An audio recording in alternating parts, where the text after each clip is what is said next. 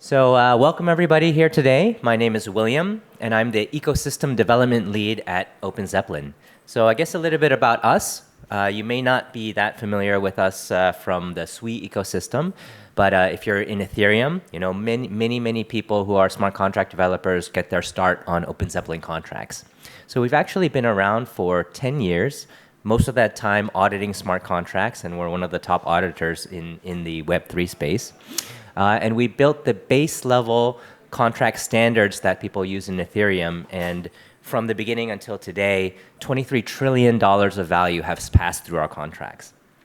We also build open source developer tools. And we don't currently have anything on Move, but we are here to learn, to interact with the community. And I'd love to connect with any of you that are building products, building protocols to understand, what is the developer experience like today and how can it improve? We're very interested in learning about Move and the Sui ecosystem. So a little bit about today, the talk is going to be about product market fit and critical mass. And so there are kind of a little bit more conceptual things, but I think it will really help as you look to what you're building today and what really changes when you go from Web 2 to Web 3. So I'll give you the answers up front, and then you can decide how much you want to pay attention to the talk. But the first thing is that you really need to think about ecosystems in Web 3. It's a shift the mental model about how you build a business and how you go about acquiring and engaging users and everybody else who's involved in what you're building. And the second thing, and this is something that I haven't heard very much, but instead of thinking about an MVP, that's the minimum viable product, right? If you're from Web 2, that's really what you're concerned about when you're getting started.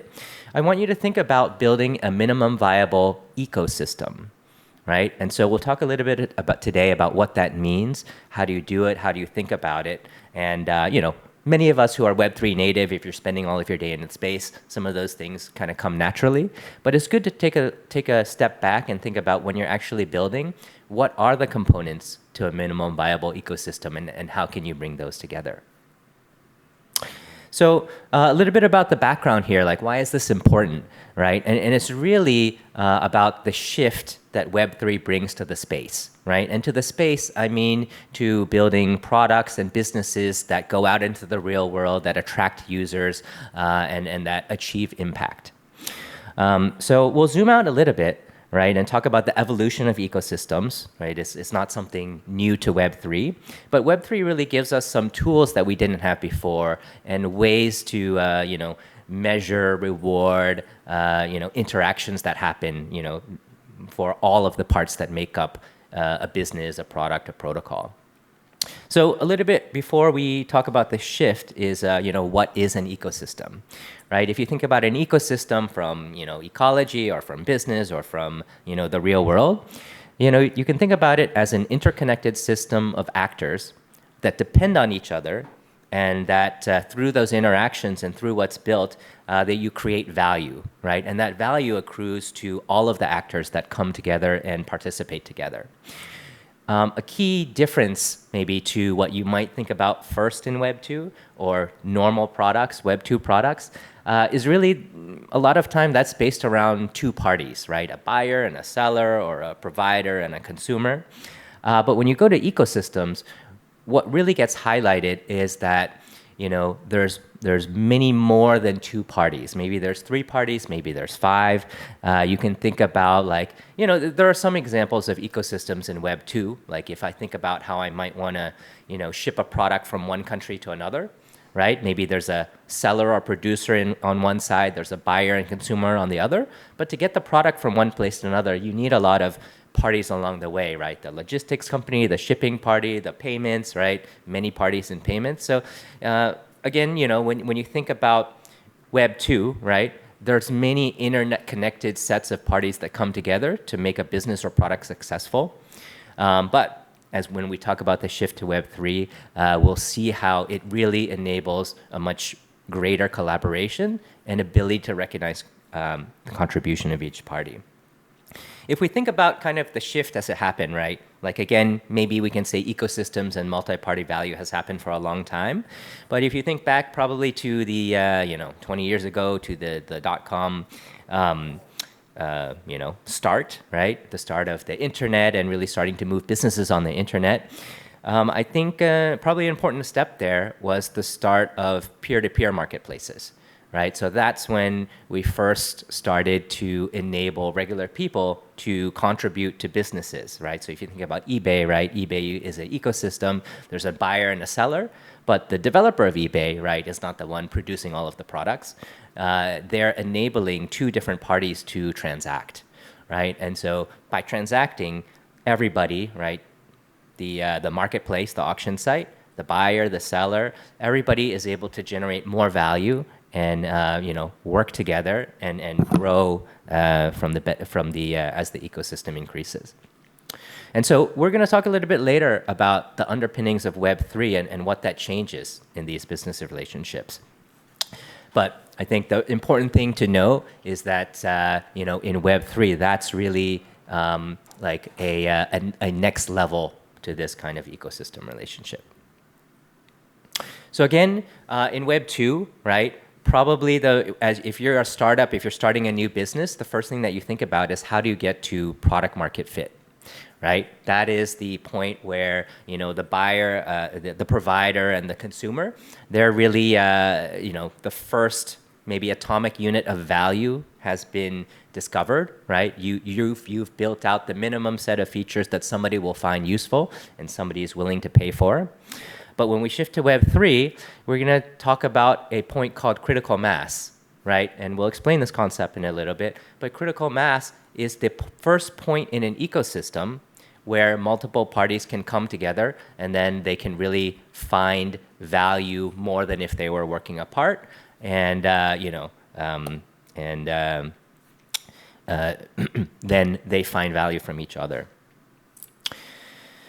So a little bit about why this matters, right? So why this matters is today in Web 2, and we'll talk about the shift from Web 2 to Web 3, but today in Web 2, in many businesses that we see today, right? You look at the music industry, you look at social media, you look at anything else that's enabled by the internet. There's so many parties that contribute to the success of a business, right? In social, we make posts, right? We share our lives online. But we don't really benefit from that, right? We create that data, everybody else takes the data, somebody else takes the data, and somebody else, kind of profits from it.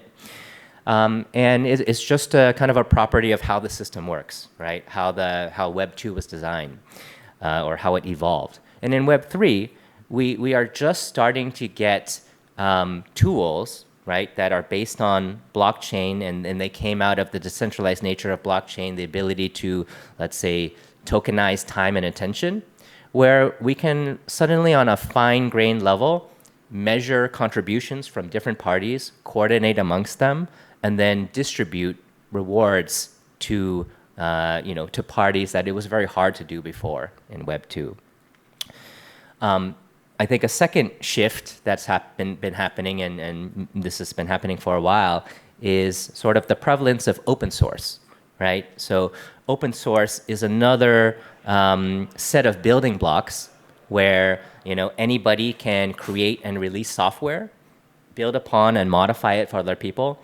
And blockchain becomes a deployment platform where it's very easy not just to build on source code, but to build on release code in a permissionless way. So you have the ability to have another player come into a product or service that is actually a builder that's directly creating value on somebody else's already released software. And so I think it's useful to talk a little bit about product market fit, right? Because this is kind of the mental model that comes from Web 2. So we're going to go over a little bit of the product market fit frameworks that you see. And yeah, if any of you are startups in Web 2, or if you've done it before, then you'll probably recognize some of these.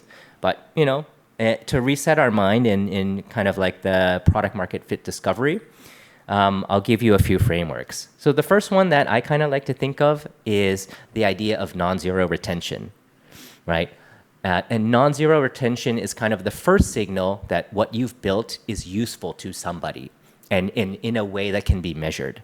So what it means is that after a certain amount of time, right, like we might measure it on a monthly basis, we might measure it on a weekly basis, but if there's some percentage of customers that are coming back and using your product again, then what that means is that you have some level of product market fit, right? So this is a good thing to aim for at the beginning. A second one is the ratio of daily active users to monthly active users. And so, this is more for maybe a consumer app or a media app, but the percentage of monthly users that are using your product daily is something that you generally aim for, and you might target something like a 20%. Third, this is kind of third and fourth are really ways that you quantify how people are using and perceiving your software, right? And the problem generally is if you directly ask somebody if they want to use something, or if you directly ask if they like the software, they'll more likely say yes. And but it's not really a useful yes, because they're telling you yes because they like you, or they don't want to disappoint you. So some two frameworks are like the Superhuman Survey and NPS, and these are ways to kind of flip around the question to ask them and gather data about whether or not they really value your product or service. And so we won't go into that. You can look it up online. But in Web 2, kind of we've evolved in a way where we can quantify how well a product is doing in serving a market or going to product market fit. And these are the ways that we commonly measure it. So again, we talked about this a little bit before, but the Web3 difference, right, is that you really have primitives and the ability to measure and reward and tokenize time and attention. I think these are still being developed, but I think you can see things like communities that lead to airdrops, right? The ability to track micro actions that are happening on chain, and then determine which wallets, maybe which users are performing those. You have composability, right? The ability to permissionlessly build on top of other people's contracts, and then release new services that combine multiple pieces that are already there, and then bring transaction fees and values to all of them. You have multi-stakeholder dynamics, right? And again, if you think about Web3, right, a basic product probably has users, it has builders that are composing on top, it has liquidity providers, right, and it has community, right? So all of these come together to create the whole experience that brings value to each of those parts. And finally, I want to highlight something else, which I think is not so much the case in Sui today, but in other blockchains, and it's coming, but governance, right? Governance, which comes from token holders that are deciding where the protocols will go. This is an important part because governance can choose to use treasury funds to support certain products, certain protocols, and it can be a good part of bootstrapping a business or helping to achieve the initial product market fit, right? So this is something to think about kind of over time. How does governance come into a business or an ecosystem that you're building? Oops. So a little bit about critical mass, right? So if you can think about the word critical mass, right, it is the point in a network or an ecosystem where as soon as a new participant comes in, they immediately derive enough value to stay around and use the ecosystem. So a great way to think about this, again, if we go back to the eBay example, let's say at the very beginning of eBay, there's no users, nothing really is being sold, right? If I go to the eBay site and I don't find what I'm looking for, then I'm probably not going to come back very often, right? So we can say that's maybe before we've hit the critical mass point. But then afterwards, right, after the critical mass point, if I go to the site and I'm searching for some kind of baseball card and I see hundreds of them there, at different prices ready for me to buy, then I will very likely come back because I got my need met right away, right? So we have kind of before critical mass, very early stage, and after critical mass, right? And in the middle, there's an inflection point. So I'll show you a little bit like this. right? So we can think of an evolution of an ecosystem in kind of like this kind of graph. And you can, if you think about this graph, you can move up and down the curve, right? So if you're moving from left to right, from early stage, there's kind of not that much value. But as I hit the critical mass point, that is the point at which a new user or a new participant to the ecosystem comes in and discovers enough value to stick around and be a long-term participant. Okay, so it's a little bit theoretical, and happy to take some questions on here. But in a Web3 example, let's say if I'm going to a DEX, right, and there's not enough liquidity, or I don't find the assets that I'm particularly looking for, then for me, it's not deriving value, and I might have to wait, or I might come back later. But after the critical mass point, right, I can do my swap right away. There's very little slippage, and then I'm much more likely to stay around. So when you're building an ecosystem-based business, right, which is really what you're building in Web3, it's important to think about what kind of users I'm going for, who are the participants that make this experience successful, and how do I get to that initial critical mass point? So your investment when you're bootstrapping, when you're starting up, is really, I want to encourage you to think about the investment is really centered around getting to the critical mass point, because at that point, your ecosystem becomes self-sustaining, right? If new users, new participants come in and immediately derive enough value to stay, it's really going to increase by itself, right? You don't have to invest so much in bringing in initial participants. And so with that message, right, for Web3, it's really important to think about going from a MVP to an MVE. Let's call the MVE the minimum viable ecosystem, the smallest atomic unit of ecosystem, multi-party, where multiple parties come together, where you can directly derive value. And so minimum, of course, you're probably going to start with a subset of users, right? So you want to find think about who that initial subset of users are, initial subset of participants. Find that minimum viable ecosystem, and that is a self-sustainable unit, and then you can grow on that. So you might grow the market, right? If in the eBay example, like you go from baseball cards to another product, and you can expand that way, right? And so it's going to be different for every business, right? Like, we can't give a universal formula here, but depending on, what kind of business, you might be bringing Web3 into the real world. You might be building a purely on-chain financial app, right?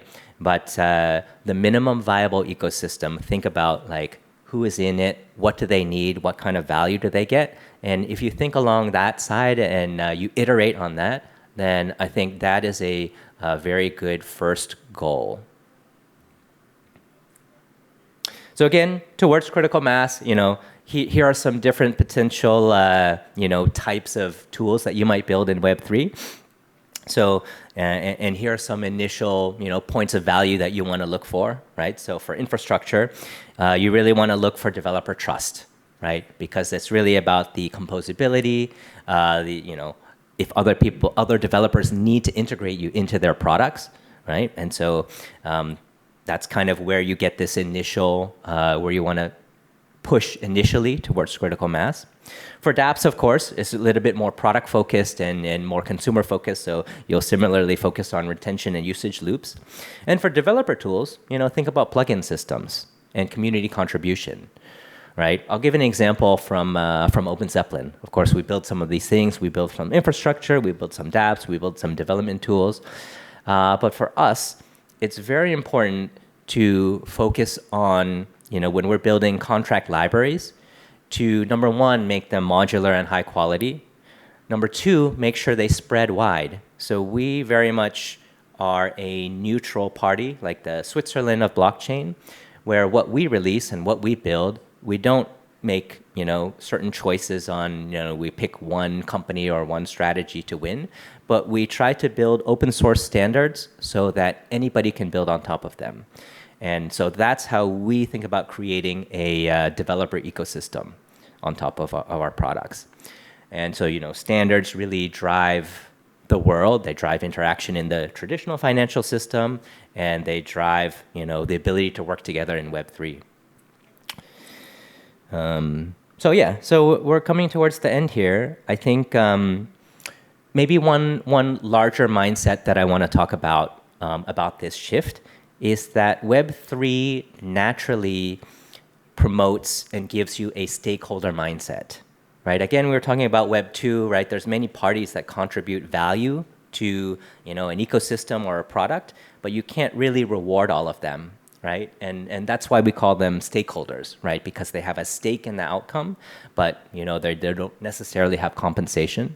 So one thing that really changed when you get to Web3 is that you can, I guess, create a true stakeholder ecosystem where all of the parties that contribute value to an ecosystem can be rewarded in some way.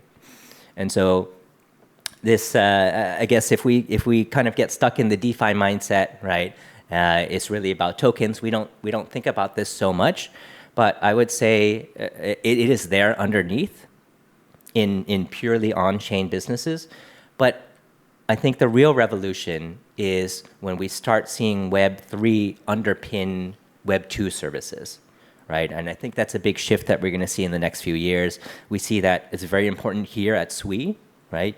With Walrus, with Sui, you see account abstraction, everything that's needed to build, I guess, traditional Web2 businesses and compete with Web2. But the real differentiator is, I think, about really, creating multiple parties that come together, be rewarded for participating, and then that is a unit that can grow on its own, and that's how we will see Web3 kind of take over the real world. So that's it for here. A few key takeaways. So I would say product market fit is not sufficient in Web3. It's very important at the beginning. It's especially important when you have consumers, but it's you will not see as much growth, self-sustaining growth, as if you focus on the multiple parties that need to come together in any business or product. Think about the minimum viable ecosystem, right? What is the smallest unit of a multi-party, multiple parties coming together to make an ecosystem successful? And I think it's very important as we move forward, right? Like if we just think about crypto by itself, it's kind of a circular ecosystem. It's very hard to bring new people in. But if we take these primitives that we have, the composability, the tokenized time and attention, and we apply them to building things, then we will have a true differentiator where we can build Web2 focused products that really compete with what we have today, but by recognizing the true value in the whole ecosystem and being able to distribute that value to the people that contribute, then that's where Web3 is really going to come in and make a difference. So thank you very much. Happy to take any questions. Again, we're here to talk to developers, learn about your experience, see what's important. I would love to hear from any of you. Please just email me. Happy to have a conversation. But yeah, on to questions, please.